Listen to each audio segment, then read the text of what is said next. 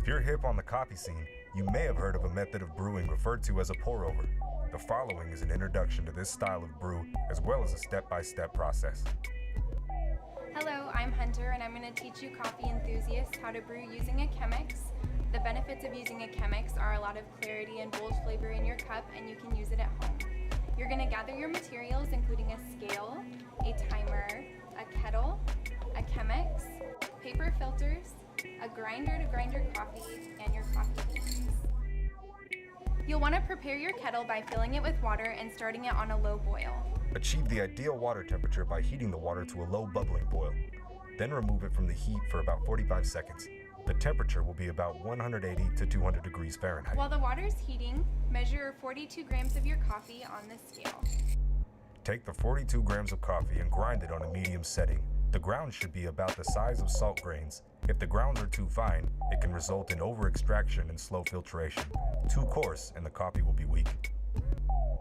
Prepare your filter by placing the 3 folds toward the spout of the Chemex. You can use your hot water to rinse the paper filter, sealing it to the Chemex. And you can also use some of the hot water to preheat the mug you'll be using to drink your coffee. Preheating the mug and Chemex is a useful trick to keep the surfaces hot, which keeps your coffee hot for a longer period of time. Now that the Chemex is prepared, you can discard the water inside. Begin the pour over by placing your ground coffee in the paper filter. Set your timer for 3 minutes and 30 seconds and begin the pour, allowing the coffee to bloom for between 30 and 40 seconds. The initial bloom of the pour-over process allows for pre-infusing and ensures even water dispersion. This process also releases CO2 that can potentially block the coffee grounds from soaking and weaken the flavor of the coffee. If your coffee doesn't bloom, it could be due to a lack of freshness. Now that the coffee is bloomed for 30 seconds, we'll begin the consistent pour.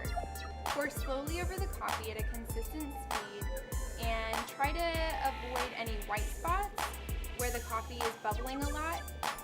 Stay more toward the dark spots to properly saturate them and get a full, even extraction. It's best to use a gooseneck kettle as shown, which provides for greater control in your pouring speed than an average kettle. Try not to pour too quickly, or else you can over-extract the coffee and have an unbalanced cup. By the end of the pour, you'll want the coffee line to reach the belly button on the side of the Chemex. Now that the pour is done, you can discard the filter and the grounds. Dump the preheating water out of your mug. You can pour your coffee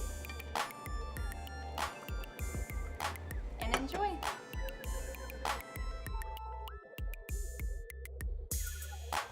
This has been Brewing with the Effers. Thank you for your interest.